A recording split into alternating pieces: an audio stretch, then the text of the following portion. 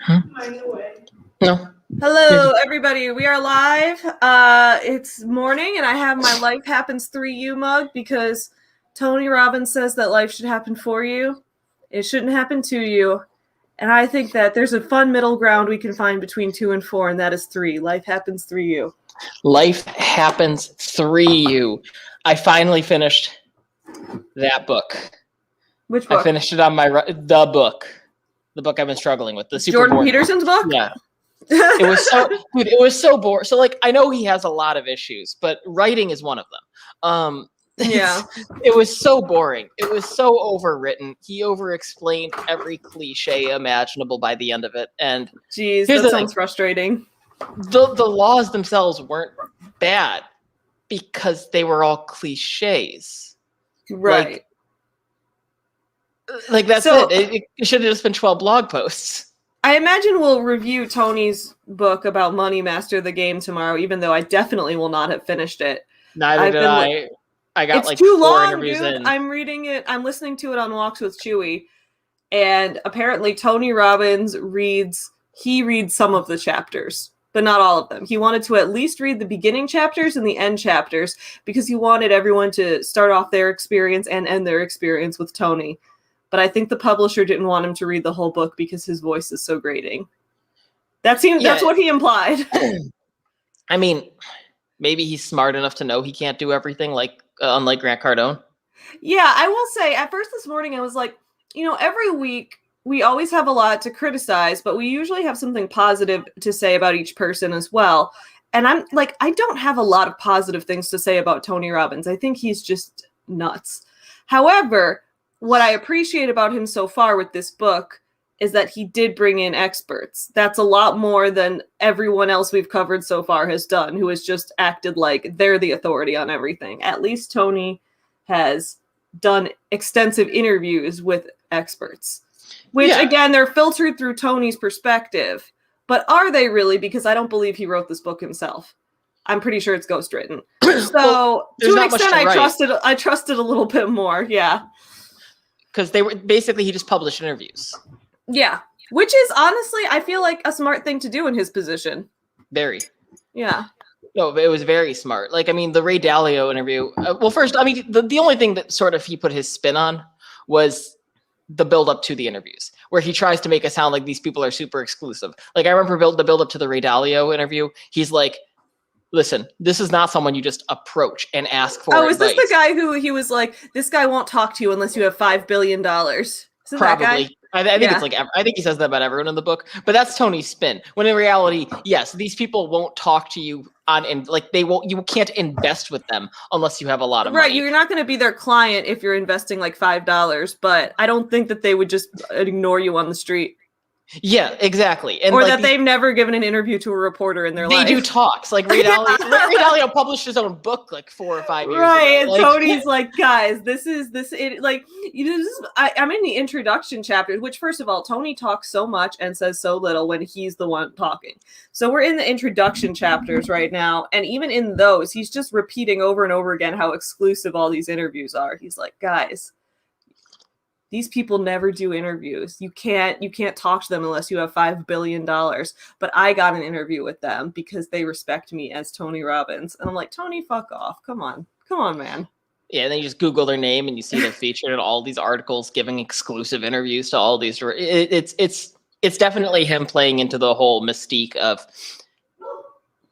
Tony Robbins behind the closed door, because everything about him is all mystique because all of his events are behind closed doors. I mean, the only things that you see publicly are things he chooses for the public to see or leaked footage. And then the leaked footage gets him in trouble. I am working on a video for a couple weeks from now reviewing Tony Robbins' conference, which will be great because I've never been to it. It's too expensive. However, I've had multiple people reach out and comment to me that they've attended it for work functions or things like that. So I'm going to be interviewing a couple people, hopefully at least 2 or 3. I know I have 2 people, hopefully 3, who have been to Tony's conference. And then I'm going to see if I can figure out how to recreate it with stop motion like I did for the Rise conference. But I'm not sure. Let me know in the chat which of my toys should play Tony Robbins. Because I think the Samantha... The Planet. No, I can't animate those, dude. Otherwise, I get it, but I can't animate those. Like Samantha, the American Girl doll, was perfect for playing Rachel Hollis. You know. But who should play Tony? I guess I could just have him being played by a tiny ribbon. Like I could print off a picture of his face and glue it on a ribbon. Or I could just computer animate it like I did in that other video. Hold up. I gotta show you. Like I was so proud of my animation of Tony Robbins. I'm gonna pull it up on my TikTok because that'll get to it faster. Also, I don't know if you're still here, Amy, but hi, great to have you. I watched Fake Famous last night like you told me to. All right, y'all, hold up real quick. Just real quick.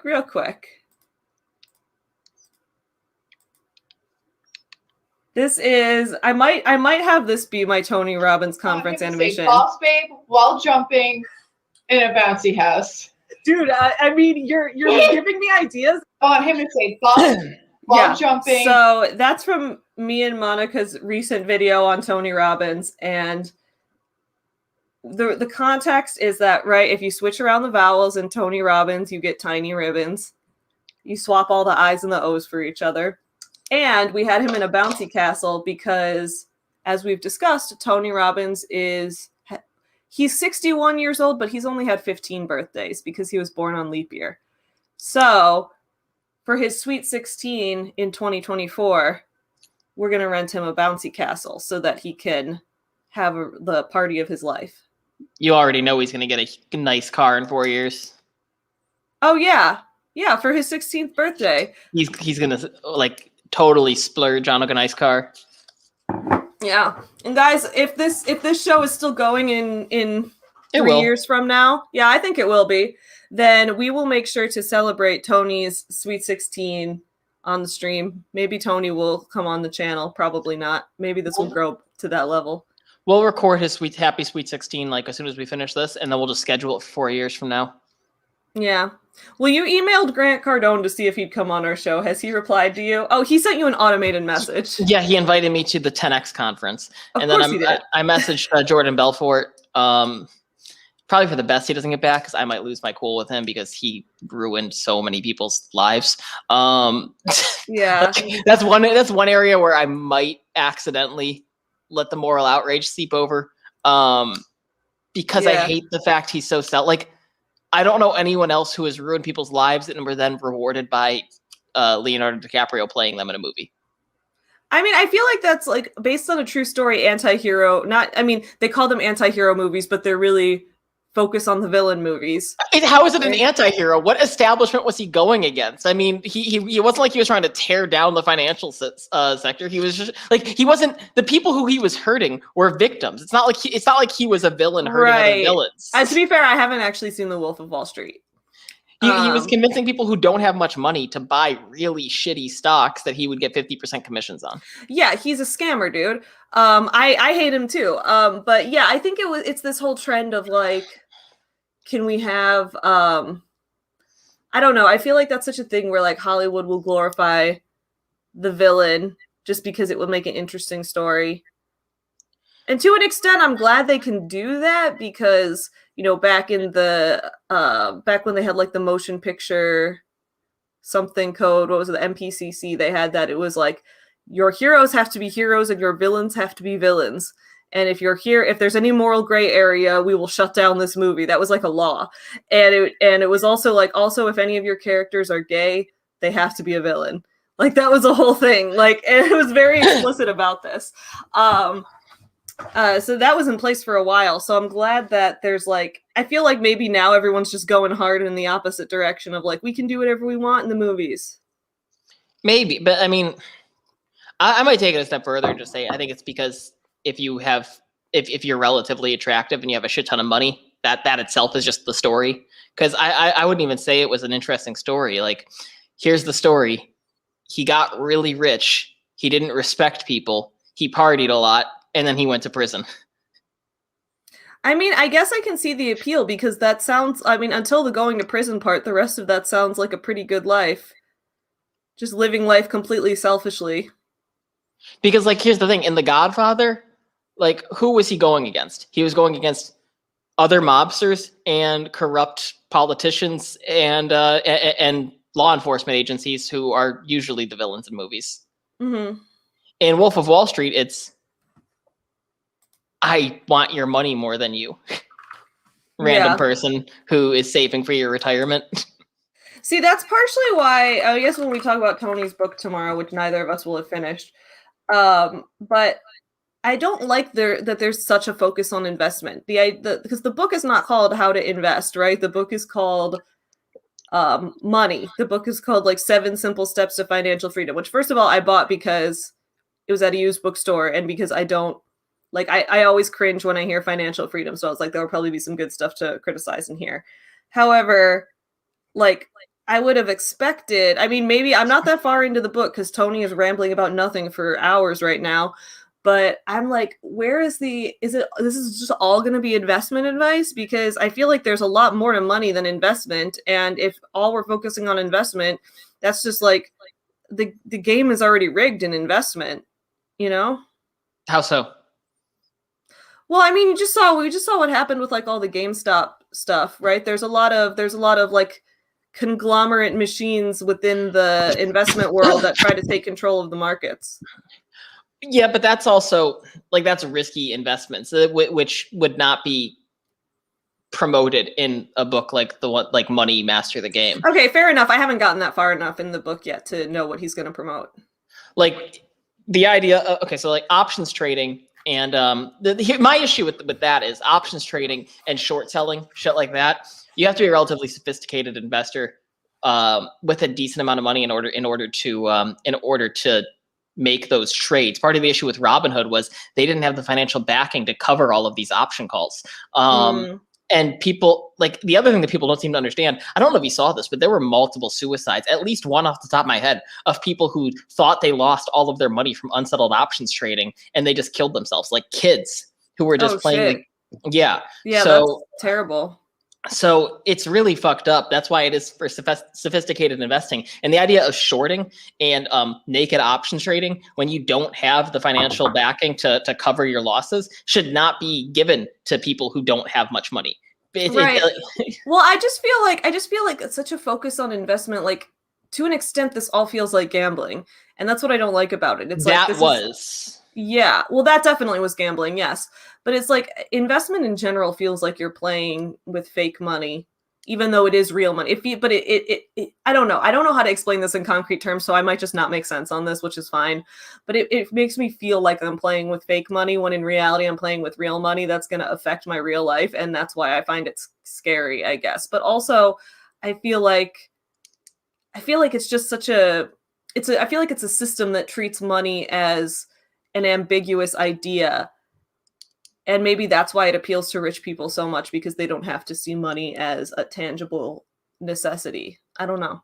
But it's not just rich people either. I mean, anyone who works a traditional job who has matching 401k plans should be taking advantage of that matching 401k. Like if you get a 3% and then you invest that into, as Kimberly just said, investing in an ETF index, that's a relatively cheap investment for you, which over the course of since the conception of the stock market, if you just take a look at the average annual return, it's like 10 to 11% return. So you're going to have some up years, you're going to have some down years, but because you're regularly investing, so you're going to be buying sometimes at a premium, sometimes at a discount, but it's all going to average out to a 10 to an 11% return, which is, so I guess you could still qualify it as gambling because there's absolutely no guarantee, and you never know when you're going to have to pull out your money, and you might have to pull out your money because an emergency came up and it happened to coincide with a down year. But all in all, if you increase your time horizon from now to retirement, you should see substantial compound increases annually. Dude, I'm gonna be so excited to talk to you about all this when we talk about the book tomorrow morning, because I feel like you have such good investment knowledge just as a person. I don't know if I have good investment knowledge. I've qualified. I've passed exams for it. That's all. Passed exams. You definitely have more than most people have. I have more than people who don't pass exams I mean, here's the thing. I would not say I'm the smartest person in the world when it comes to investing. I spend all day researching companies. So I know the companies I research quite well, but there are people on Reddit who I think put every single stock analyst or money manager to shame, because researching companies and researching investment ideas is like their porn. Well, that's wonderful. I'm happy for them. I want to take a couple comments, and then we can talk about what we did this morning. And then we're going to have at 8:30, we're going to have our morning meeting today is going to be Alicia, who has a book coming out. So we're going to talk to her about her upcoming book, which is going to be exciting. I don't mean to. Sorry. I was gonna say I don't. I hope this doesn't come across as in anything but positive. But I think Mushroom Destroyer and her boyfriend deserve a show. They sound interesting. But every little tidbit of information she gives us every day makes their life sound so much more interesting. Me and my boyfriend are going to do a video this weekend of me turning him into an e-girl. Should be fun. Oh, dude, I'm excited to see that. And then the last one, how when he was having an episode, he lost 12 grand and now he's on meds. Oh, wow. Dude, yeah, you guys, I need to watch more of y'all's videos. What I find interesting is this discussion about, I guess this is kind of going back to the Wolf of Wall Street, which there's a comment by Katie and a comment by Marie here that I think is interesting, because Katie says, I definitely feel the movie framed him like a bad person, but the audiences interpret it differently. I agree with that. And I think that I think that brings up what we were talking about the other day. If you make a movie, like, because first of all, he's played by, Leonardo DiCaprio, who is conventionally attractive. If you make a movie where someone is attractive and wealthy, is there a way for the audience to see them badly? I think that's the question, because I think the movie can frame them as a terrible person, but will the audience still take away a desire to have their life after watching someone be attractive and wealthy for 2 hours?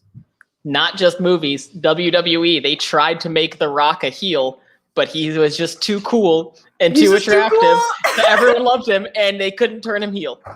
Yeah, so I think that's the question. Is like, you can't make hot people villains. Right. So they should have got someone who wasn't as attractive to play him. But again, they won't do that because only attractive people succeed in becoming actors, unless you're doing unless you're a specific type of character actor or something. Yeah, if you're what you probably know the term. I'm totally blanking out all of a sudden. I don't know the term. I don't know, but like if you're Jason Alexander, shit, I don't want to call anyone ugly, but the bald guy from Seinfeld. Well, a lot of people try to use Steve Buscemi as an example, but I think Steve Buscemi is super hot. Like, I have been very attracted to Steve Buscemi my entire life. You have, I mean, I'm not calling him ugly or hot or anything, but I've never heard anyone call him hot before. Okay, well, so I was in this class in grad school, and we were talking about characters in books, how a lot of people will interpret a character being less creepy if they're hot and something like that. So This one guy raises his hand and is like, when I talk to students about this, I call it the Steve Buscemi rule. I tell them in writing, if Steve Buscemi was doing it, if it would be creepy, then you shouldn't have the character do it.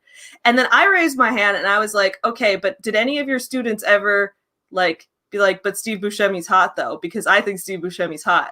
And then this other girl in the class was like, wait, me too. I've always been super into Steve Buscemi. So then we had this bonding moment where we were like, we didn't understand how Steve Buscemi was the creepy one because he's super hot. How I Met Your Mother had an episode of it too, when they were talking about, I forgot the names they had because they were fictional characters on the show. But Marshall was talking about are you a something or a Dahmer? And Marshall was talking about how when he was trying to woo Lily, he snuck into her college dorm room with all of these candles and flowers and started playing her an original song he wrote on the guitar. And then they were like, okay, now imagine if she thought you were ugly. And it went back to it. It was just the creepiest scene ever. Mm-hmm. Yeah, that's the thing. If someone is attracted to you, you can get away with a lot more. That's just life. Yeah, I guarantee. What Marie says here, the premise of Shallow Hal is that the main character is superficial and Tony Robbins hypnotizes him to see people's inner beauty. Then the main character falls in love with Gwyneth Paltrow to later find out she's a morbidly obese woman, which Hal only finds out when he's unhypnotized by Robbins. Wait, we should definitely watch this movie because this will be a great transition from Tony Robbins week to Gwyneth Paltrow week. I remember that movie vividly. I remember it when it came out vividly, but I don't think I ever actually saw it. I just remember it being advertised everywhere. I have a Jack Black hole in my brain where anything he's ever done, I watch once and it's just trapped there forever. And it's beautiful because if I'm ever bored, I can just access Jack Black's library of movies and close my eyes and watch them. But I feel like that would be a great, because we're transitioning, right, on this weekend from Tony Robbins week to Gwyneth Paltrow week. So since the movie We should. Oh yeah, we should watch we'll it. drunk watch it. We should drunk watch it, and then we should drunk watch it. And then we should review it on Monday when we start Gwyneth Paltrow week. That's going to be wonderful. Also, the chat is talking about serial killers now, so you've done something. Okay, Amanda, I just want to give a shout out to Amanda for being the same person as me because she's like, oh my God, Sevi, me too. I love Steve Buscemi so much. Have you seen Miracle Workers? No. I really want to see it. It's another anthology show. Uh-huh. The first season, Steve Buscemi is God, and Daniel Radcliffe is trying to stop him from destroying the Earth. And then the second season is the Dark Ages, and Daniel Radcliffe is like the prince of this Dark Age kingdom, and Steve Buscemi is just some random peasant. Oh my God. All right, so guys, today I have a bunch of videos to film, and I want to do fun makeup for it. So I'm going to start doing makeup in the background while we talk about what we did this morning. Okay, how'd your morning go? Tell me about it. Not bad. My alarm went off, and I hit snooze for like one of the first. It's getting to the point where my routine is pretty much set. My alarm goes off, and then I lay in bed and stare at the ceiling for a solid 5 minutes, and I sip water. And I think that's the water, a good idea. At least you're hydrating. Yeah, well, I think the water is what wakes me up. Oh, gotcha. And then once I finally have the urge to pee, which always comes like 5 minutes or 6 minutes in, well, that's when I know it's time to. That's when I know it's time to get up. I did not have my coffee this morning though. Instead, I came in here. I started reading the news for what would it be, like 15 minutes. Mm-hmm. Then I got distracted by Twitter. Had my pre-workout. Went for a run. Finished the Jordan Peterson book, hopped on here. Yeah, you also have been awake for longer than I have. And I started Dan Crenshaw's book because it was recommended after finishing the Jordan Peterson book. Is Dan Crenshaw, oh my God. He's like borderline fascist, I think, with the eye patch. Well, I remember didn't he have some recent Twitter scandal where he was like searching for porn on Twitter or something?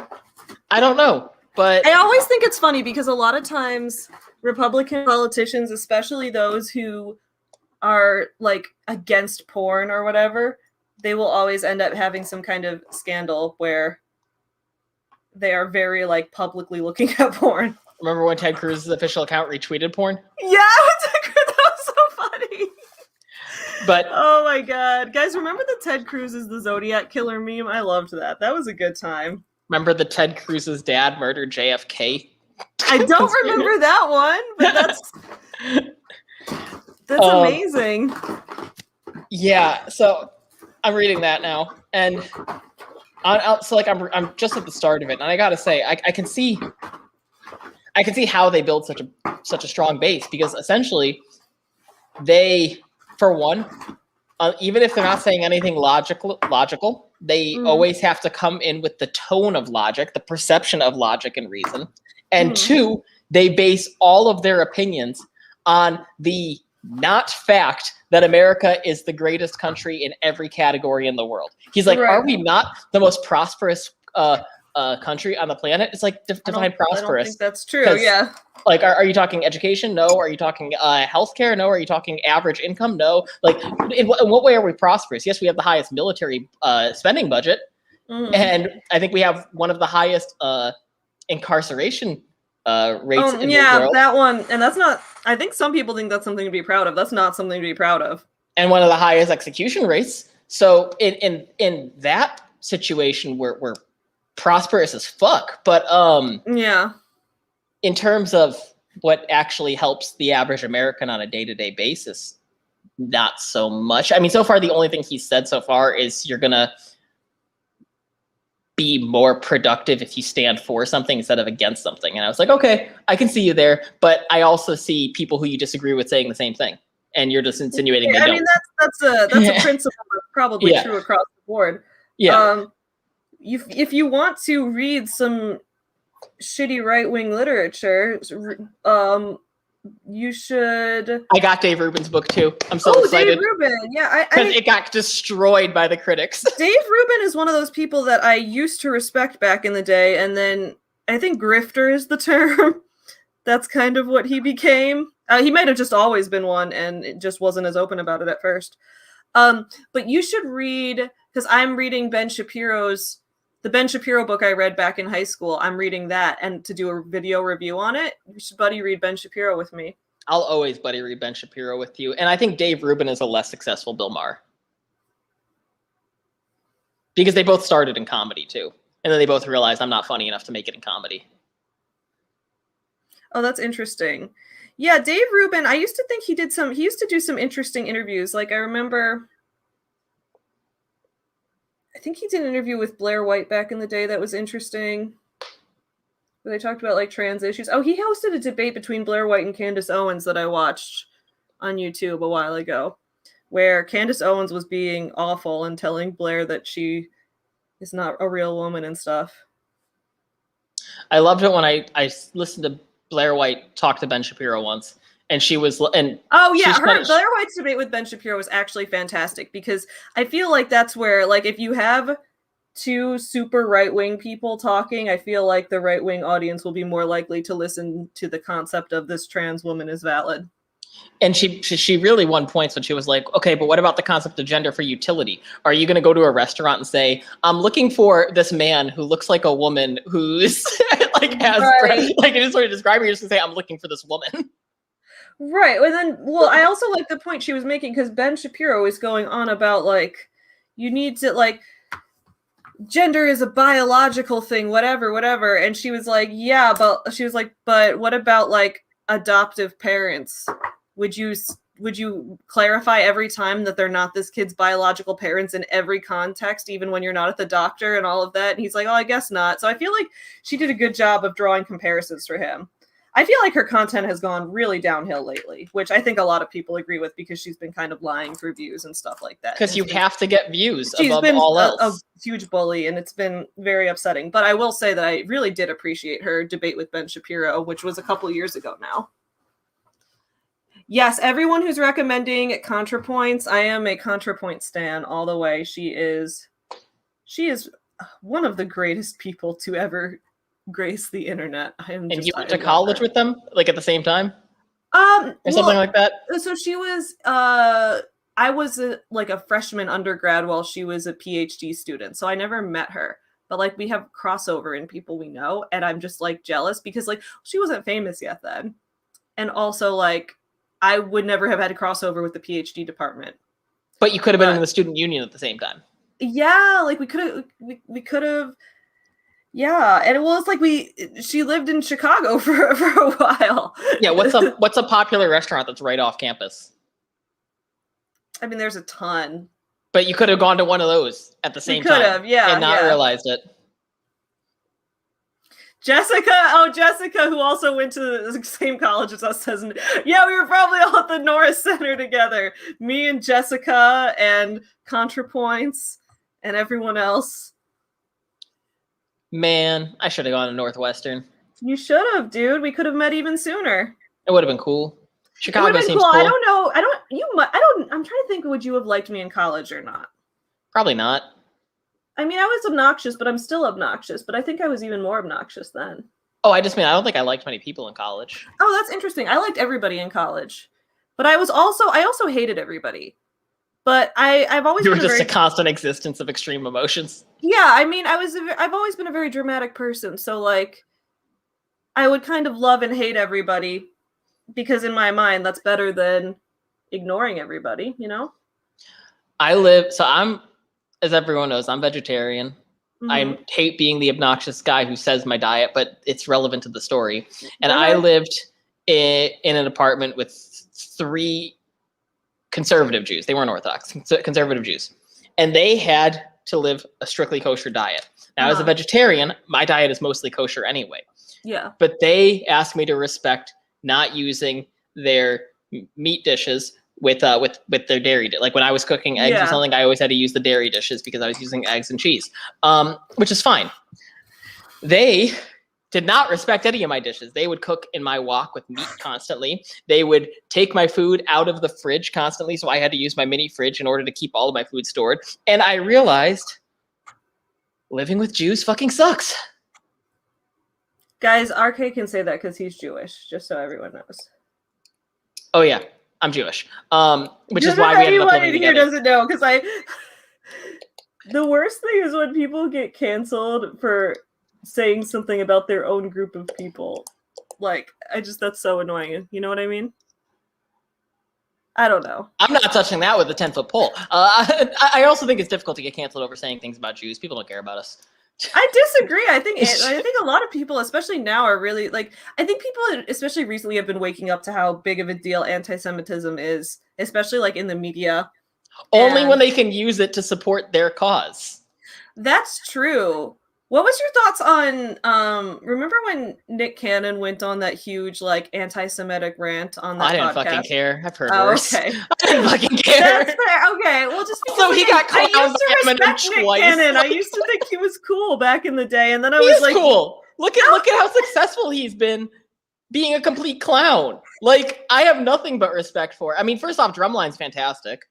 Dude, Drumline is such a good movie. Drumline is great. Drumline is amazing. Nick Cannon could say "I hate your nose" to my face, and I'd be like, "Cool, I love Drumline." Like that would be the conversation. Secondly, I don't know. He's had a hard life. Like, he's allegedly tried to suck off a lot of random dudes who don't want him to give him a blowjob, and I mean, I imagine it's difficult. Like that. I mean, is that a real thing? Did you make that up? I don't know if it's true or not. I know there have been rumors about it on the internet, and I imagine it's really difficult to the pride to have a man turn down a blowjob. So you're saying that Nick Cannon has had a hard life because he has come on sexually to people who weren't interested in him. I'm saying, in my experience, most men I know would have never turned down blowjobs, and he's apparently from had multiple anyone. people. Like, I guess I don't know. Men in the chat, would you accept a blowjob from literally anyone, or does it have to be someone that you feel positively about to at least some extent? And anyone in the chat who gives blowjobs, would it really hurt your pride if you tried to give one and you were turned down? Because I imagine that would really hurt his pride if that happened. I have never heard this at all. What? Because that's like the most selfless act. That's like one of the most selfless sexual acts a person can give, because you get no sexual pleasure in return for it. Some people do. Fair enough, but there are exceptions. I personally don't, but I know that I've heard a lot of people who are just very sexually turned on by having genitals in their mouth. Yeah, and then going back to this more serious conversation, yeah, Katie's right. Andrew says he would accept a blowjob from Nick Cannon. Would you do it for the views? Well, see, this is I like this. So Queen of Spades says RK says all men are hoes, which is accurate. Joseph would only accept a blowjob from his wife. Very good monogamy there. However, Andrew says he would absolutely accept a blowjob from Nick Cannon. I respect Andrew's honesty so much. I mean, I know he's not being honest, and that just makes me respect him even more for his honesty. You think Andrew's not being honest? You think that if Nick Cannon tried to give him a blowjob, he would turn him down? I honestly don't know. I also don't know if Andrew was actually Andrew. Like, if anyone in this chat was secretly an alien sent here to study humans, it would be Andrew. Because he's so perfectly innocuous. He says something very memorable, but he could disappear whenever he wants. He could be the life of the party and then disappear, and the party would still continue. That's interesting. I just created a whole story for Andrew that's probably not true. You wrote Andrew fan fiction. I wrote Andrew fan fiction. While Andrew's here in the chat, you wrote fan fiction about him to his face. Yeah, but he also has a great sense of humor. That's one thing I know for a fact. Oh, he does. I remember when he's been on the fan fiction streams, he said some weird shit, but I respect him for it. Wait, Amanda, wait, I was distracted for a moment. Are we talking about the guy who posted a TikTok from the gym saying it's not gay to get a blowjob from a guy? There have been like legit articles written on this where it's like, I remember when I was in college, there was an article, it might have even been in Vogue. Like, it was a serious publication that was talking about the bro job. Good Lord. Okay. Which again, like, everyone should do what they want sexually, but I think that there's this weird thing where it's like, is this gay? Is this not gay? Like, who cares? Just do what you want. What would Tony do? What would Tony do? Tony would... I'm trying to think what Tony would do, because Tony is very, very invested in gender roles, to the point where, like, he will tell people to break up if he thinks that the woman has too much power in the relationship. Only if the woman has too much power, and only if he can switch. He can manipulate anything to be the woman's fault. Yes. He also, Mushroom Destroyer. Sorry. What did Mushroom Destroyer say? Just proving that her life deserves a television show again. Yeah. Everything Mushroom Destroyer says. Like, why does the Jersey Shore exist? We should have sorry, had the Montgomery mushroom. is like an interesting time to pop in. Well, okay, so we were talking about anti-Semitism in the media, and then I was brought up that Nick Cannon went on an anti-Semitic rant on a thing, and then Montgomery sent me a private message too. I wonder if this is gonna be like, what are you guys talking about? Wait, did you a message? Oh no, it's not. It's sweet. Montgomery just sent me a private message on Discord too, and I was like, "Oh shit, is this gonna be her?" What the fuck are you talking about? This you've strayed from the topic of Tony Robbins and have started talking about. Y'all, if anyone here writes books and needs an editor, hire Montgomery. She is fantastic. I mean, I'm talking development edits. If it were not for her, my shitty books would always be shitty instead of below average. She can break the shittiest writer average. And that is the greatest compliment I can give anyone, because only the most average writers thrive. See, here's what RK does. He underpromises and overdelivers, which is the opposite of what Grant Cardone says. RK is over here always like, my books suck. I'm a terrible writer. With the help of my editor, I went to below average. Then you buy his book and you read it and you're like, oh, this is actually great. But he sets your expectations low. That's what you do. And you know you do that. I imagine some people do that with their blowjob skills. I use teeth constantly. Oh my god. Tony, what a great way to start the morning. Well, I mean, you know, I saw someone once complain about us talking about poop too much, so we had to move over to sex. Yeah. This show, we're going to talk about poop, we're going to talk about sex, we're going to talk about never together. Never together. What about never together? You said we're going to talk about poop and we're going to talk about sex. And I said never together. Oh! At first I thought you meant we were never going to poop together. And I was like, probably not. But but you meant we're never going to talk. Okay, I get it. Yes, I get what you mean. Alicia gave $5. My goal is to be an average writer now. Alicia, I sent you the link. Are you backstage? I want to bring you up on here to talk about your book. I'm not kink shaming. I'm just saying that I'm drawing a hard line of conversations we're going to talk about on here. Yes, no, we will never talk about the poop fetish. If you do that in your bedroom,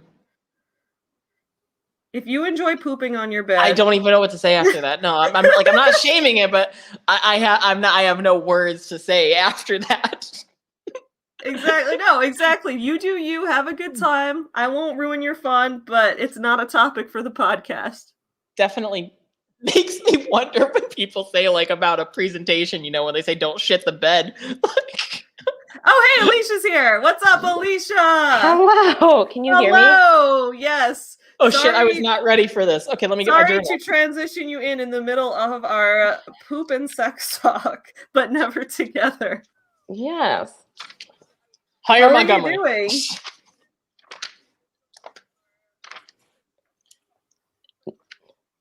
No worries. I hear an echo. Is it? I'm trying.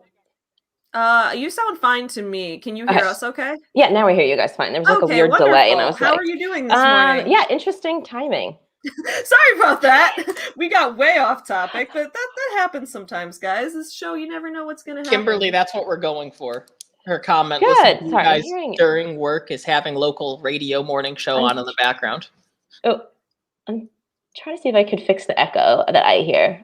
I don't think you do. Oh, interesting. Yeah, I don't hear the echo. You sound I don't hear it either. I just hear like a duplicate, like a delay. It's like live weird. and then a delay. Let's see. Do you have the video on as well? I do. Oh, that's why. Yeah, so just mute the YouTube video. You're smart. Okay. There we go. How are you doing this morning? Good. Also, interesting transition, but I actually taught sex education in a prison. Oh, wow. What was this that is like? where we're going. Let me get this out. Just so you know, here, I'll back up. It's also like sunrise here. This is the earliest I've woken up in a long time.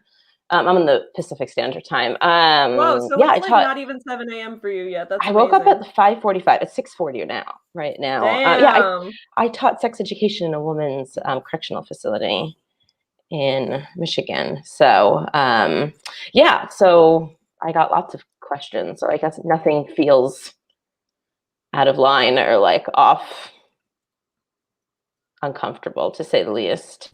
That sounds like a really interesting job to have. Yeah, I actually really liked it. It might be like one, I don't want to say it's my favorite job because I'm still working somewhere right now, but it might be one of my favorite jobs, like for sure. Can we Actually, ask it what was you do now? interesting. Sorry, go again. I was gonna say, can we ask what you do now? Yeah, I work, it's very like Oregon specific, but I work for our state's Medicaid company, like coordinating care for like our vulnerable members who are mostly like houseless, addiction issues, physical health stuff, and like getting them to doctor's appointments and doing like boots on the ground social work stuff. That's fantastic. It sounds like a lot of the jobs you do have a lot of like real world impact. Yeah, and I mean I enjoy doing them too. So it was interesting. I think I also worked at a men's jail, well, a co-ed jail, but mostly on the men's wing, and that was definitely like a dicier experience, like an unsafe, dicier experience. And the women's prison was actually pretty safe, which I think in general is pretty much the norm for things. So awesome. yeah. Well, that's really interesting. You mentioned when we talked on Facebook, you mentioned that you have a book coming out. Can you talk about your book a little bit? I mean, as long as anything that you're able to announce yet. Yeah. I'm pretty sure we can. Oh yeah, I can announce. It's a long ways out. So I am not a writer or an author. I feel like I need to preface that. Well, if you have a book coming out, kind of sounds like you might be an author. But I know it sounds like I might be eventually. So I am not an author, a writer. My degree, quite obviously, not in those fields. But I was contacted by a really small press to write a book focusing on the mental health topic that I guess do as my side job. I'm using air quotes because I do a lot of it. It's not much of a side project anymore. And it's a workbook for professionals to use with children, and it's due in June, and then it'll be a year and a half until it publishes, which seems kind of bananas. Yeah, the book publication process can be really, really slow. So it's coming out then in the end of 2022? Beginning, I believe, I had the date pushed back because I was not like with pandemic and stuff, was not close to being done with the book, and the truth is still not very close. But yeah, it'll be coming out in 2023. Oh wow, that does feel like forever from now. It feels like eternity, which I think part of it too, which open for writer advice for sure, is kind of getting like the motivation to do something that won't be completed or have like a physical payoff until 2.5 years from now, I guess. That is difficult. Like, I have my first traditionally published book coming out in June this year, and I started writing that book in 2018. Oh wow. Yeah, I started outlining it in 2017, and so this book has been in the works for forever. And sometimes you just feel like, this process has been like when I put out One Final Vinyl, I'd been writing that book. I started working on that book in 2016, and I put it out in 2020. So I feel like, the book publication process can be really long. I think a lot longer than people realize sometimes. So sometimes it can feel hard knowing that like this will be a long time before this sees the light of day. But what's I think really cool for motivating with you especially is that you do have a timeline, which a lot of writers don't have. A lot of writers go into the process blindly and they're like, I don't even know, like, am I going to find a publisher for this? Am I going to self-publish this? Am I going to do what am I going to do with this? Will I ever even publish it at all? Well, and a lot of people don't know and they're just experimenting, but you have like a clear set schedule where it's like, you finish it by this date, you turn it in, the book will be coming out. You already have the publisher. I feel like that's at least from my perspective, an advantage in terms of staying motivated. True, yeah. And I did push the timeline back like 6 months just with like pandemic. Obviously, it was pretty difficult to like get very far in the process. So I have till the end of June to the end of June. Okay. I think it's 150 pages, although a lot of it is worksheets, just kind of a lighter lift than text, I think.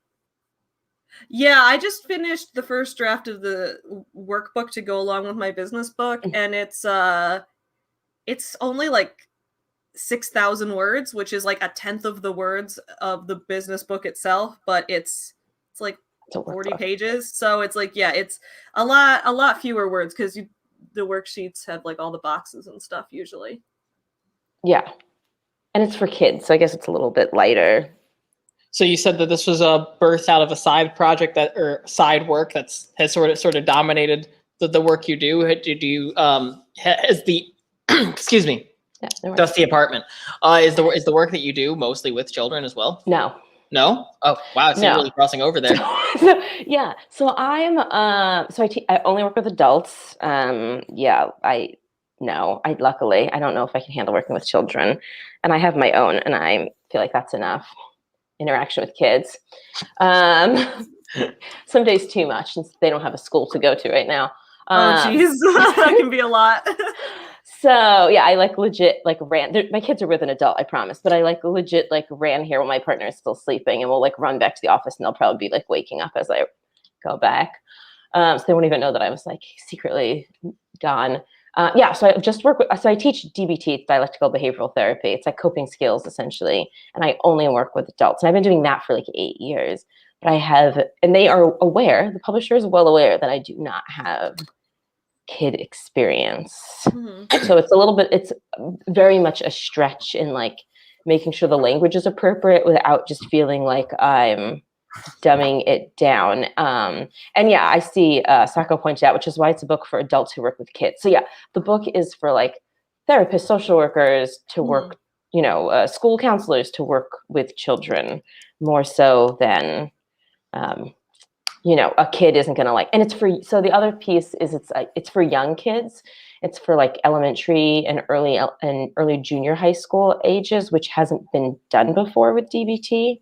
So in some ways it's like new and in some ways it's like new and there isn't really much to pull from, I guess, in a way. And at the same time, it's kind of cool because I'm able to like forge a path. Mm-hmm. If that kind of makes sense. I'm very unfamiliar with what DBT is. Could you walk me through that? Yeah, sure. And I think I'm trying to multitask. Queen of Spades says DBT is hard too. Love you, you rock. Thank you. Yeah, it is hard and it's not well known. So DBT, I'll give the really abridged version and you're welcome to ask questions. Okay. DBT is dialectical behavioral therapy, and it's a combination of CBT, which is cognitive behavioral therapy, which is the belief that your feelings impact your thoughts, impact your actions. I think I got the little CBT triangle right. And DBT believes the same thing. So thoughts, feelings, actions, but more so focuses on feelings.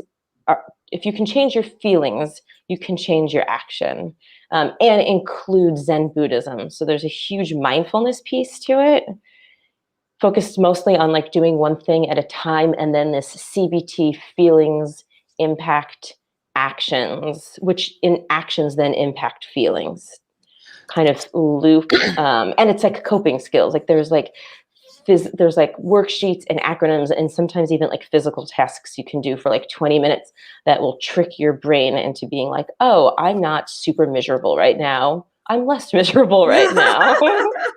So is this some sort of like perspective or what are some of the practices that people can do in order to change those either thoughts or feelings on the spot like that?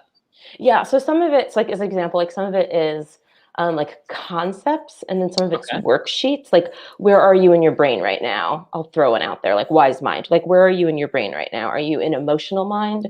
Are you in rational mind? If you're in either of those two mindsets, chances are you're not in a good space to be making a good decision, or being really effective is like a big DBT word, or being like effective in your life. Like if you're hyper emotional, this is the example I always give, it's really cheesy, but if you're hyper emotional and you're in the US and you're trying to do your taxes, like it's going to be really hard to cry while doing your taxes. And you might need to be in like in a rational, analytical mindset to do your taxes. And for some people, getting in that mindset is really difficult. And there's skills that focus on like, okay, I'm recognizing I'm hysterical crying right now. I'm in the middle of a panic attack. My house is messy. I need to leave for work in 5 minutes. What can I do to move myself into a better headspace for the next 5 minutes to get myself in a place to be effective by going to work because I need the paycheck, or I don't want to get fired, or I need to, take care of my kid that's in the other room, or I need to go to sleep, or whatever might be going on. So part of it is like self-exploratory. I don't know if that's technically not a DBT lingo word. And some of it is like physical stuff. So like another really super easy, very cheesy one, which I'm going to do very awkwardly on video right now, is called half smile. So it's the idea that like the Mona Lisa smile is the example they use. So by like upturning the corners of your mouth oh so subtly in like the barely there smile fashion, you trick your brain into being like, oh, look, we're slightly happy right now. We're not going to be crying. We can't cry because we're feeling some sort of euphoria right now. We're okay. We can get ready and go to work.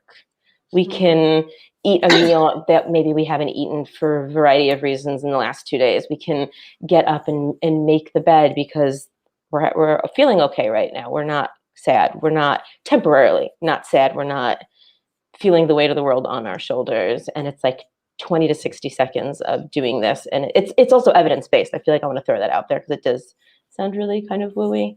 And that there's, been lots of studies proving that it does actually change your brain chemistry over time to focus more on skills and being effective than like unhealthy skills. So it has a compounding effect. You do it 5 minutes a day, every day, and eventually it really takes over. Yes. Yeah. And eventually it changes your, I guess, neural pathways and brain chemistry. That way you're like your brain automatically chooses to do half smile. You're like, oh, I'm doing it without noticing it, as opposed to unhealthy, ineffective coping skills, zoning out, potentially like, using illicit substances too much, engaging in like arguing. And as a whole, DBT is for people who have like volatile emotions, who have like really intense emotions. And a lot of the focus is on kind of identifying and like reining in those emotions and recognizing if it's like effective for you or not. Yeah, that makes sense. I mean, because I feel That's like the abridged version. Well, I feel like a lot of what you're saying right there are things that maybe people have heard in passing from time to time, but then you're offering like a legit answer backed by science that can sort of make sense of the actions. And I mean, for one, just having an actual plan, I know can make all the difference in the world. And so if you're offering people that, I'm sure that can help in any situation. But it just, as far as my brief understanding of it, so it sounds like there's 3 points. There's the thoughts, the feelings, and the actions. And if you can just impact one of those, it then feeds into the other two. Yeah, which is more CBT, but yes, CBT is mostly the feelings and the actions. Some of the thoughts, but mostly feelings and actions. But yeah, and the so idea you can is like, wag the dog's tail. Yeah, totally. And one feeds the other that feeds the other. So if you can change your thoughts, you'll change your feelings and you'll act differently. If you can, and sometimes too, if you can act differently, like that was the smile example, if you can act differently, you'll also likely change your thoughts because your brain is like, oh, we're not sad because I feel a smile coming on. So we can't be sad because there's a smile on me. And the idea that like they all kind of feed together to make life a little bit easier in the moment. Well, my thought process now is everything you're saying. I think one of the things that sort of, so I love everything you're saying. What sucks though is I've heard this in very perverse ways from self-help gurus who take bits and pieces of this advice and turn it into manifestation journals, fake it till you make it advice, shit like that. Because the idea of acting differently in order to bring that thought process onto your life, that's not that far of a skip from, hey, if you act famous and act rich, you're going to manifest that fame and wealthiness into your life. Yes. And there's so many times like I'll be scrolling TikTok or like see like I'm using like air quotes because like I feel like the term viral is really overused, but like a viral post that like is shared by 8,000 people. And I'm just like, that's DBT. Like at that like cutesy little like dance video where you're just like pointing to signs is like DBT and seems really like hokey, or is taken to the extreme where it's like make millions or like cured your depression in 30 seconds. And I'm like, whoa, please do not. Like the pharmaceuticals are there for a reason. Please take your pills. And DBT also does focus, like there is legitimately a skill for like taking your meds every single day. So it's like, ooh, checkbox. I'm taking my medication and exercising and following psychiatrist's orders or psychiatric nurses or whoever you see for meds too. But I do see a ton. And I was discussing this with I'm going to forget her name now. You had interviewed her, Savvy, and actually emailed her the Recovering Hun bot. Oh, yeah, she's fantastic. Yes. Yeah, she's been great. She's going to help me with some business stuff too, which is awesome. Because everyone's an expert, right? Like everyone is an expert in everything. And I paid experts to do stuff that turns out that they weren't an expert in. Yeah. People pretend to be experts sometimes. Lots of money. Manifested into their lives. They manifested themselves as an expert. I am a brain surgeon. Give me your brain. Yes. Not too far off, where it's like, oh, you say you're an expert, you look like an expert, you have a lot of testimonials, and then I'm sitting in a room being like, I've been doing memberships and teaching these skills online for 8 years. And I don't mean to like brag at all, because I'm promise you very humble, but like 8 years ago, this was like pre-pandemic. People were not on Zoom teaching mental health coping skills. Right. Like this was not a thing for the most part. Not that it wasn't, there was apps and stuff out there, but as a whole, it wasn't a thing or much of a thing until, the last year or so, maybe even last 2-3 years.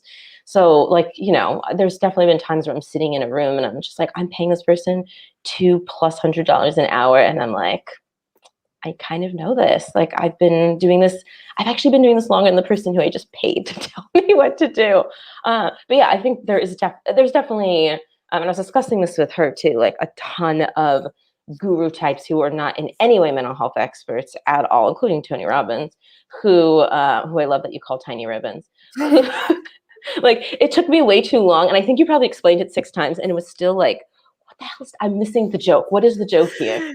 But I also listen to this mostly when I'm working during the day. Like I'm never live because I don't even wake up until like an hour from now. But yeah, there's a lot of like guru types and TikToks and like quick little like meme style posts that's like trick your brain, 20 seconds, cure your depression, bipolar no more, drug-free alternatives. And I'm like, oh my God, stop all of you, please. Stop. Somebody get a lawyer. I know that there was because I know you're talking about teaching this stuff through Zoom, and I know that there was a whole scandal on YouTube like a year or so ago about the company BetterHelp. Do you know, like, what are your thoughts on that company and what they do and all of that? Yeah, so so there's a video that's like 2 hours long that has been suggested to me numerous times about BetterHelp, and maybe you had mentioned it in one of your videos. I've probably seen it at some point because I remember there was because like they were sponsoring like pretty much every big YouTuber was getting sponsored by them. Yeah. So BetterHelp and then Talkspace, but I've seen more BetterHelp for this. So this is not in any way an expert opinion based on like any sort of scientific facts here. But BetterHelp at least, and the same I think for Talkspace, but I see less Talkspace ads, pays a ton of people, YouTubers, influencers, and I mean influencers in a term beyond just kind of like Instagram model influencers, and a lot of people that I've followed in like the LGBTQ plus community to promote. And I guess, which is fine. I mean, make money. I don't have an issue with that. My issue is that they each spend over $1 million a year in advertising. They're a large company that seems, kind of fair, but they pay their therapists about $30 to $40 per hour, where therapy, and it's, no insurance or whatever. So it's totally out of pocket. And therapists, at least in my area, charge, there's some definitely sliding scale, but as a whole charge like $140 an hour. Yeah, that's very low. So part of it, it's very, very low. So they're like, and I don't know the whole story, so whatever, if they reach out to me. Or if like somebody wants to be like, that's totally, well, I know that part is fact because I know people who work for them because it's good money to do in your spare time, especially when we're working from home. And a lot of people in our field like lost their jobs because they were working in person. I'm able to work from home, which is quite a big shift. But a lot of, people have, it's easier work, I guess, than some other work that we do. And it's more pay than community mental health and other things pay. So like, I get it. I get why people do it. I'm not, saying anything bad about the people who have to do it or who do it as work. But they pay super, super low. They pay a ton of money in sponsorship. And what I've been seeing, which maybe is also the people that I follow, it seems like they're also potentially marketing towards like marginalized groups. Mm-hmm. And the therapists that often work for them, not everyone at all, are often very new to the field, and I feel like maybe aren't the best fit for those groups. That's what I was hearing with some of the scandals, were that the therapists weren't always experienced or qualified enough to be taking on what they were, just because it was so it's like a ride sharing app for therapy, which doesn't seem right. I would definitely not disagree. And this part I saw in a video, so I'm not saying it's or like I read it in an article, so I'm not saying it's fact. This is like my like disclosure. Please don't sue me. I don't have anything. Is no that, one's to Alicia. No, so I don't have anything. Disclaimer. This is speculation, pure speculation. Is that I've also seen videos or articles or whatever it was, and I was looking into like what their kind of deal is, because they do sponsor stuff and have money, which is lovely for some people. Oh, that's my website. I was like, I pulled up your website, y'all. I don't know why that startled me. So part of it is that now I lost total track of things. Oh, is that like the way the sponsorship works is like, I'm making up a number, but like your first 5 sessions are 30% off, and the influencer actually gets that amount of money. Mm-hmm. So for every person that they sign up, they're getting a commission, which like I know like it works for HelloFresh, it works for like Audible or whatever else might be out there. Like I get that, but it's like a really large sum of money per. They don't get paid for the sponsorship. They get paid what the savings is for their viewer, which also seems a little bit like icky, that they're like guiding people into getting mental health treatment and saying like, I wouldn't. Like if you came to me and you said like, I have anxiety, I might know some people in the mental health field, and I certainly might recommend people. I wouldn't recommend people, like a directory of people to a bunch of strangers I don't know who have unique problems. I guess it seems very blanket, and then make $30 off of every referral I get. To go to a therapist that like I'm essentially recommending therapists without having any idea if they're new, if they're good, if they are terrible, if they really understand certain communities that they do. I mean, there's 5 of them in our area. I went through the process to see what I could see. And there was 5 of them in the process. And I knew one of them personally. So if you hear me right now, I don't hate you. But they're all white women, which is fine. I'm not in a whole, not downing white women, but also maybe not like the best fit. And just because you like check some boxes on a checklist that you're given as you sign up for a plan, which I could say the same thing about Psychology Today's thing, doesn't mean you know anything about that field. Like, oh, I work with people who are poly. Oh, I can, do sex therapy. And then it's like, not actually the case, but you're just checking a box because you want to reach as many people as possible. And now you're doing a disservice to a community. So that's my I'm seeing some varied experiences about it in the comments. A few people saying they have found some great therapy through that app, and that the app has been useful. Other people saying that it wasn't really executed right for everyone. So I think that there's a lot of variation there, which tends to be, and what people say with therapy, sometimes you have to try out a couple different therapists before you find the right one. Oh, for sure. Yeah. And I think Monica pointed something out too that I want to call out too. As someone who works with a community of people who do not have insurance accessible, I personally feel this app helped. Yes. And I will also add that I actually used, I don't remember which one it was, when I had a newborn at home and I was living in an area. Oh yeah, there we go, Monica. Thank you. I think that's a great point. So I used one of them myself, and I don't remember which one it was. But this was in 2014. I had a newborn baby. I was living in a city where I knew nobody. I was living in Michigan. I'm not from Michigan. It was very cold. I had no friends, and I didn't have any support. And I was having a newborn baby and working for myself from home part-time. And, there's hormonal issues, after postpartum, and was lonely and isolated. And I signed up for whatever. I had one session with this provider who was nice, who was lovely, whatever. Like I felt good about it. It was very supportive.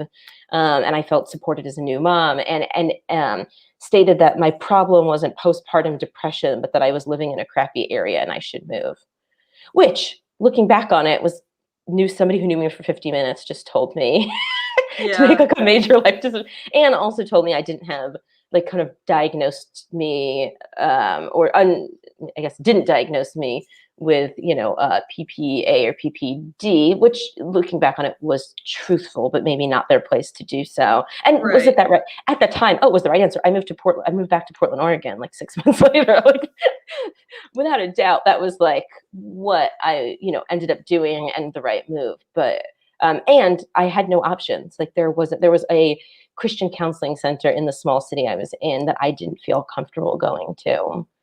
So I didn't have another option. I didn't see another option, didn't have another option. And I refused to drive in snow with a brand new baby in the back of my car to see a therapist. So my option was this app, which the therapist was nice and lovely. And I had planned on seeing the person again, but at that time couldn't kind of afford it. So I think it does like fill a gap. I guess I wish it was like, you know, I don't even know how much they charge. The $100 an hour that they make, more of that went to providers, and maybe they and I don't know if this is happening, but maybe recruited more variety of employers. Everybody, this is Alicia's website here, onlinedbtcourses.com. Just so you guys know, this website is already linked in the description of all of my videos, just because Alicia is on my Patreon. So that's like one of the rewards on Patreon. So your website's been linked in all of my videos. I forgot all about that. Yeah. So I started linking it there months ago. So yeah, if you're that's and you don't like get a BetterHelp commission. I don't get it. Nobody sponsored me. I don't think that I don't think I fit their criteria. That said, you know, if like, I'm trying to think if who would want to give me, who would give me money? Nobody's going to give me money. What would be like an ethical place to take money from? Is there ethical consumption in capitalism? No. I love Post-it notes. You know, Post-it note is welcome to send me a couple of free boxes. Yeah, and can I shout out one other business that makes zero money for that matter? Absolutely. Yeah, so I also own DBT Self-Help. Please do not pull up the website. I will. And I'll tell you about to do it, so I'm glad you told me not to. You can't do it. I take that back. You can pull up the website. I'll explain it if you pull up the website. So okay. This website was kept alive for 18 years by somebody who completed DBT. She actually was the second round of people ever in the early 80s to complete DBT. Her name is Lisa Dietz. She's not watching this because she doesn't have internet access, but she was a peer. She graduated from a program. She created this website, which is awesome. It has 500 pages of free content of DBT, worksheets, videos, everything, stories from professionals, stories from peers. It has a peer lens, which is awesome. And I think we need more peers in the community, professionally and available to consult with. I don't think we have enough of that. I think there's too many gurus and professionals helping professionals. That's another soapbox. So she created this website 18 years ago, is open about it, has her own mental health struggles. DBT changed her life and gave her DBT's lingo is like a life worth living. And she is, still around. About a year and a half ago, was having some intense struggles with physical health and finances, and couldn't keep the website current anymore. If you pull it up, you'll kind of see it's very outdated. So I purchased the website from her a year and a half ago, and it's with a designer right now at the final stages. And the website will be completely redone. And I point this out to say that it will still remain free. There's no plans on putting any paywalls up or anything. It just has been cleaned up and kind of modernized, and hope to kind of expand it with like blogs. So if you're a blogger and you want to reach out, we're interested in having blog posts. The website gets 30 to 40,000 unique visitors per month. It's been around for so long and has so much valuable material. It's just really outdated. And we're happy to kind of have, in some ways, I guess, sort of saved it from not continuing any longer. When we got to it, we couldn't even access it any longer. It had kind of expired its security settings. And we'll be making a re-debut, hopefully in April or May. And it's all free DBT content. I think we took some stuff out that was a little dated, but I think we're at like over 300 pages of content, free videos, free resources. The idea is to make to make DBT accessible, whether you can afford one-on-one sessions with me, which I know not everyone can do, or you want to buy the workbook for $25, online and are going to follow along with, or print out the website worksheets, and that's the way that you're going to learn DBT skills. I'm just honestly happy that people are interested in learning DBT, kind of whatever financial situation or mental space you're in. We're here to kind of like meet all your needs and meet you where you're at. So that's my other website shout out. What is that website called? So a DBT self-help. And it has not been updated in 12 years. I'm going to say that politely. So that's okay. I just want people to have the URL so when it does finish being updated, everybody can know to go there to find the free resources. Yes, and it's all everything. There's a lot there, a lot, which a lot of it has been kind of hidden because it's been not updated, and it takes like 8 to 10 clicks to get to a page. Mm-hmm. So it'll be streamlined and cleaned up, and and it will all be more free content for people. Excellent. So y'all, this is so fitting that it's like, thank you. Tony Robbins is a big fake therapist. We're living like him. We hate how he's like he fakes therapy. He tries to do all that, and we got a real therapist on the show to talk to us about being real about this. Yes. Sorry, I'm interrupting. No, go ahead. I was just rambling. Who doesn't like Tony Robbins or Guru? Yeah. I mean, which is I think I found you through MLM stuff. I think it wasn't through the book stuff, because I think at that point I was like just floundering on my own. Probably just like in an instant state of panic upon signing a contract, and it's just like, who the hell gave me a book deal? This was a terrible idea. But yeah, like, and then there's Tony Robbins is kind of a mental health guru, but there's plenty of mental health gurus out there too who charge thousands of dollars, offer like afterpay and stuff, and market directly towards people who are disenfranchised in order to make a lot of money. That's nasty. Who charge $500,000. I've seen $45,000 listed like it was nothing, for similar work to what I do. And I've met with coaches and guru business types who have said, like, increase your pricing. You could be charging $5,000. You can get rich people. Here's how you can market towards rich people to charge $5,000. And I'm like, I don't really want rich people problems. Like, I don't want to hear about like your second house in Malibu during our session. Like, be real with me. Like, talk, this isn't. Yeah. There's a place for that for sure, but it's not me. You should connect with Amanda in the comments, because she is talking about how, because we had her on last week and she talked about how she's starting a YouTube channel about mental health, and she said she'd love to interview you for her channel. Yes, so and I think, during while you were talking, Amanda, I think I said something about like, I'll connect with you, and then never did either. I don't know if you saw that comment, but yeah, and feel free like to reach out. I can't keep up with chat, and I took my glasses off, so it wasn't that's clear. fine. I get behind on the chat too. I'm like, but yeah. It comes quick. You have a very as a member of it. Usually I'm watching like while I'm working, like 3 hours later. So don't keep up with the chat either. But yeah, I mean, mental health should be accessible to everyone, and it's completely, at least in America, it's not. I don't think it is very accessible in other countries. To be honest with you. There's a lot of ways to go, and I think just even within the past few years, there's been a huge revolution in the way that mental health is viewed as a part of health in general, and I'm grateful for that as someone who has dealt with mental illness and now has medication, and life has gotten better for me as a result. Like, I think it's definitely something that we're seeing a lot of more visibility for in the past few years, where I'm seeing a lot of people, even celebrities and also average people on the internet, just kind of everyone being open about having dealt with mental illness. Whereas, 10 years ago or so, people didn't want to talk about that. They worried people see them as crazy or something. So I think it's great that we're getting to that point right now. Yeah. And I think too, like, this strange potential, like silver lining of sorts, maybe that's a stretch. Within the last year too, it's like so much stuff has gone online now too. But there are a lot of people who couldn't access somebody because they were an hour away, but are able to get video therapy or like join. There's like apps now that have like unlimited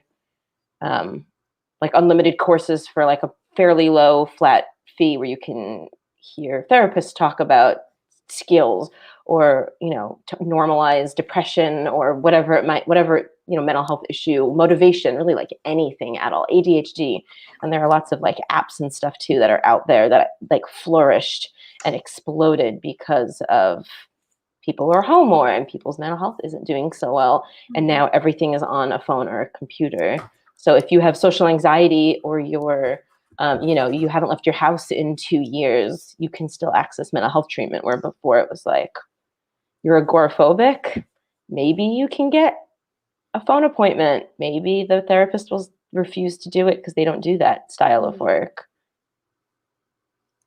Awesome. Alicia, thank you so much for coming on this channel today. I really appreciate hearing your perspective about everything and your thoughts on all of this. And I think it's just very fitting that when we have someone like Tony Robbins that we're living like this week, who just loves to, pretend he can be your therapist and pretend he can solve all your problems, to have someone who actually knows what they're doing talk to us. I'm looking forward to your book coming out. I'll make sure, I know it's coming out and like 2 years from now at this point, but that's okay because I will make sure to update everyone when it's out.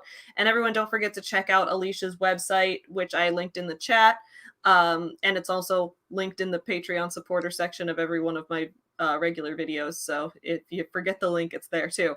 But Alicia, thank you so much for coming on today. Yes, thanks. And I have a YouTube channel, but I honestly am not nearly as proficient as you guys in posting stuff. If you want, you want to promote your channel, I can put up a link to it. What's your channel called? It's Online DBT Skills. I actually just changed the name to my name just because I didn't want it to look salesy I didn't want to be chatting about mental health like as my business. So I actually just changed my username real quick, but I'm pretty sure it's I see it. Okay. Online DBT Skills. I'm going to link this in the chat as well, guys. So if you want to check out her YouTube channel, yes. Thank you for having me on. This is what it looks like right here. And it'll be updated, I got little time. I got a lot going on. I get it. Managing a channel on top of work is really difficult, but there's a lot of really helpful looking videos here. I'm going to give you a subscribe because I didn't even know about your channel. I just knew about your website, but now that I know about your channel, will be excited to watch this, and I recommend this. Everyone check this channel out. Thank you. Looks fantastic. Thanks so much for being here today. Thank you so much. You guys are the best. You guys are so welcoming and so warm. If anybody, just as a heads up, like if anybody is like, I was super nervous, you guys are just so, it's like just like a big warm, like really early morning hug. And I'm going to go get coffee. Yay. Enjoy your coffee. Yes. Thanks so much. You deserve it. Bye. Thanks.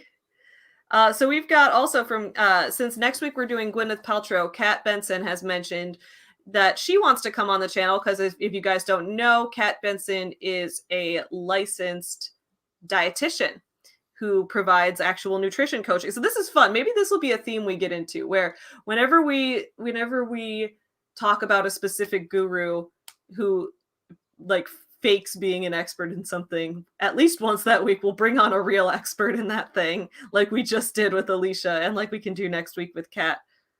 I think that's a good balance. I'm just admiring all of the letters next to Kat's name. I think if you can collect the alphabet, you're on to something. And yes, Kat, we would absolutely love to have you on next week for that. I can send you a link once I get the stream set up. And is next week eating disorder week? Is that what it is? I thought as in we're giving ourselves eating disorders? Okay, let's go. Well, I mean, I call binge eating. Paltrow. Guys, I've recovered from an eating disorder, so I'm allowed to make that joke. It's okay. Anyway, I haven't recovered from one, but I was a high school wrestler, so we were encouraged to puke. Yeah, you know what? Don't cancel us. Anyway, yes, I think this will be super important to talk about how she's talking about promoting intuitive fasting. I have never heard of intuitive fasting, but it sounds scary. So we are going to talk about that with Kat Benson next week. Absolutely. That sounds like she's phonetically trying to capitalize on intermittent fasting. Aw Panda loves the idea of having an expert to juxtapose the gurus. Nice. Fade also wants to come on when we're discussing Goop because she's been researching it and has some things to say. Absolutely. We don't have any interviews scheduled for next week yet. Well, now we have Kat, but yes, we're getting all the interviews ready to go.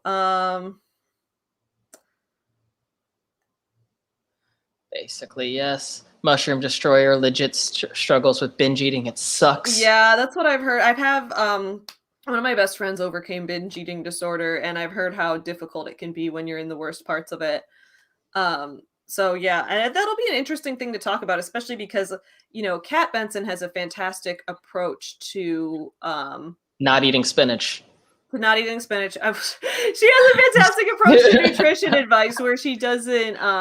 It's just like I did her. I'll even bring it up. I have the workbook because she gave me her 4-week refocus program, and I mentioned it in a video, but I haven't talked about it since then. But it's a great program, and I'll bring that up and talk about it because like her approach is not about dieting or anything like that. It's all about finding ways to understand what you're eating and what's going to be best for you, which I think it should be the goal of nutrition at the end of the day. So I like what she's doing a lot. Oh, now spinach is amazing. Kat is telling you need to eat your spinach. When I try to be Popeye, it's like you're gonna get kidney stones, but now it's amazing. Make up your mind, am I Popeye or not? I was gonna go get some kale. I was gonna go full millennial. I was gonna have my kale and my avocado toast. Ew, I hate kale. I hate kale. I wish I could like kale because I know it's healthy, but I think it's so gross. I just always think of Parks and Rec where she's talking about how people brag about kale and everything, and they're like, this one woman, she slipped kale in my smoothie.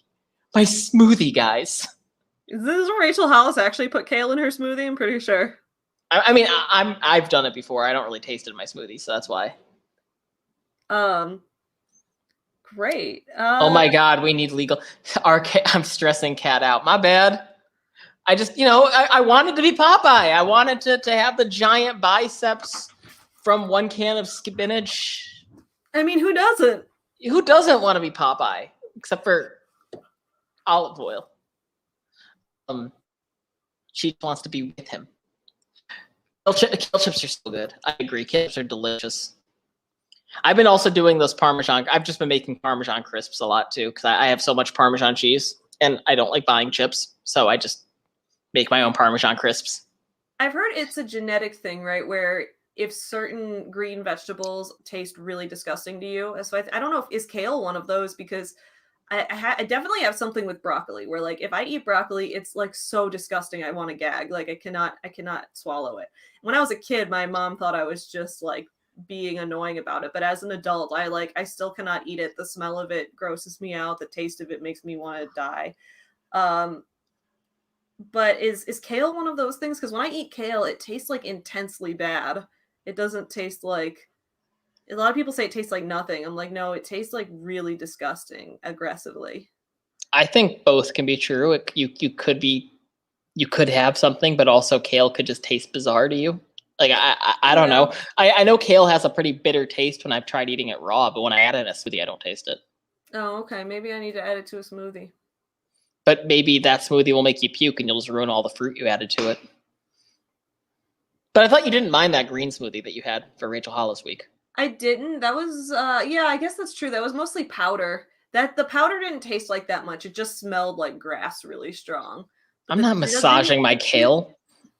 So I'm not massaging my food. I don't even get massages. You want me to massage my food? Get the fuck out of here. No, I'm kidding. I definitely massage. I massage food. I massage fish fillets when I marinate them. Like if I get like a tuna steak, I'll massage the dry rub into it and the soy sauce.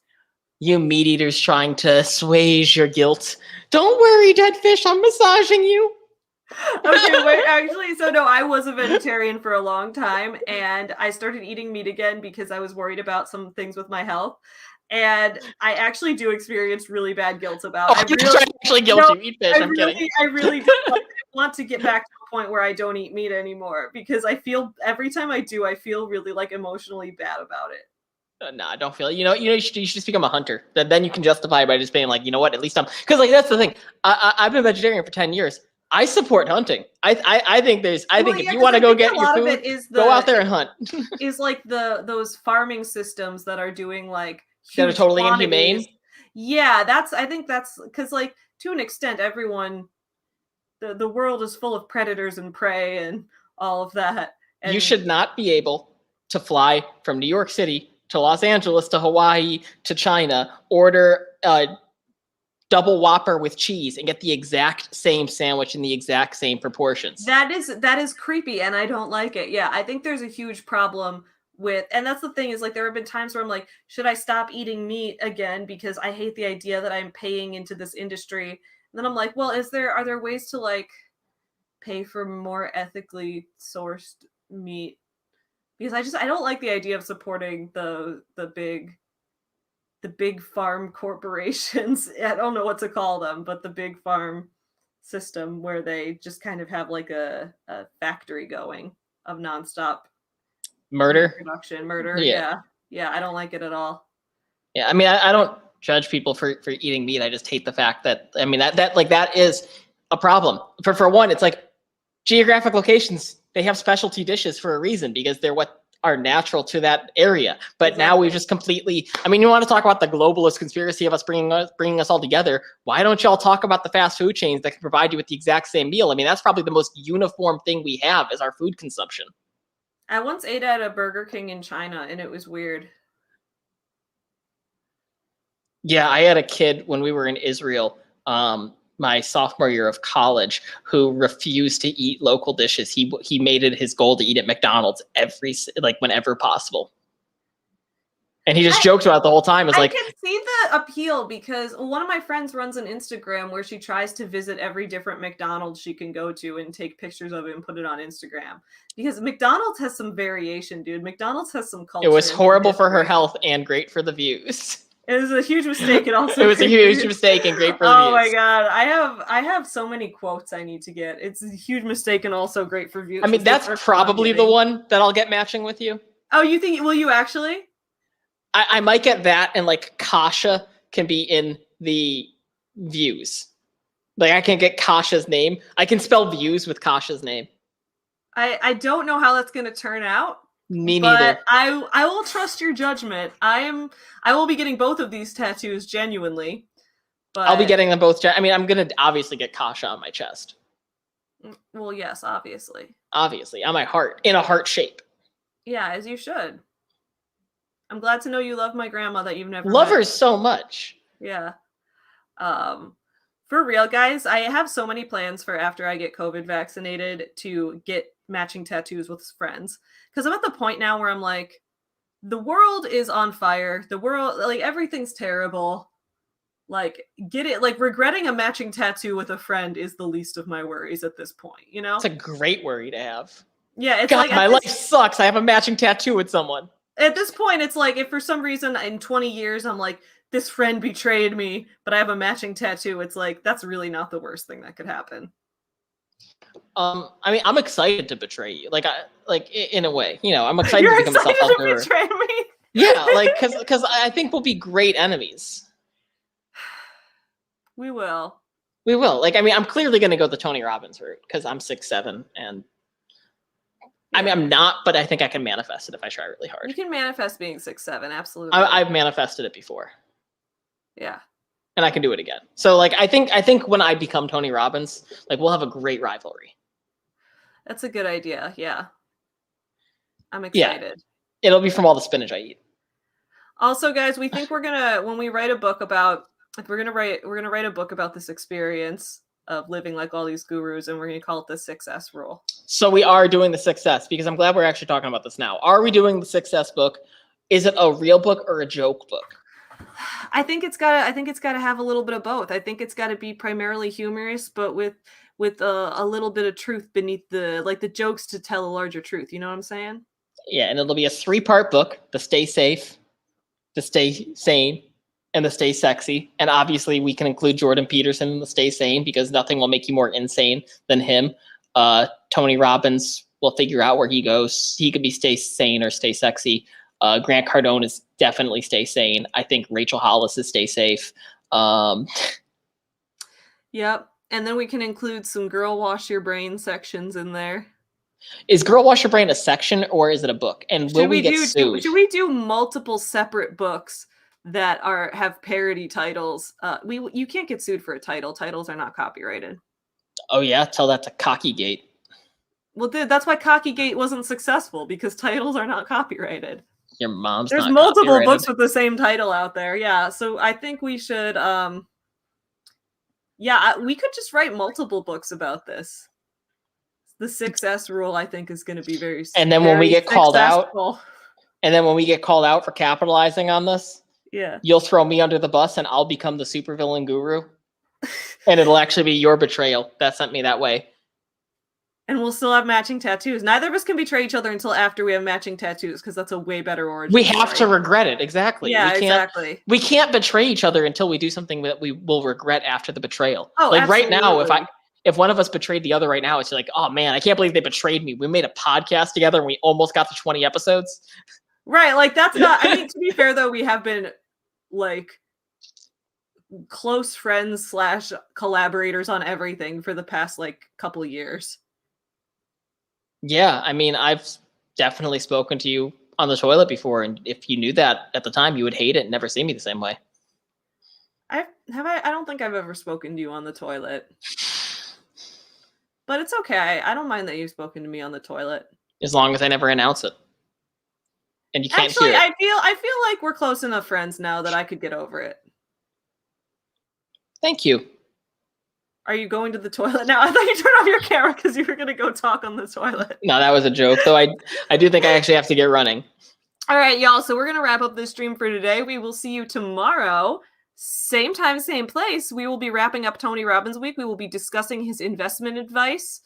We will be discussing his book, Money Master the Game. Maybe we'll check out a little bit of Mooncat's video. Maybe we'll do some other stuff. Maybe we'll make him on The Sims. I don't know. That'll be. Oh, dude, we should finish off every week with making the guru on The Sims. Actually. Oh, absolutely. I'll start joining your Saturday Sim streams. Yeah. All right, y'all. Saturday night, join the Sims stream. That'll be fun. Maybe we'll make Tony Robbins on The Sims this Saturday. Tony Robbins and Tiny Ribbons. And Tiny Ribbons. Tiny Ribbons can be his cat. We can give him a little kitten and name it Tiny Ribbons. We're gonna have some fun, y'all. We're gonna have so much fun. All right. Thank you guys for being here this morning. We'll see you tomorrow morning. Don't forget to support small businesses and have a great rest of your Thursday. Oh, wait.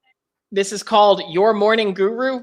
If you listen to it on Apple Podcasts, please give it a 5-star. I mean, you don't have to give it 5 stars. Give it whatever you think it deserves. But I think you just, if you're still listening, you think it deserves 5 stars. Apple Podcast, 5-star. Leave a review. Yes. Let's listen to us on Apple Podcasts or Spotify or whatever.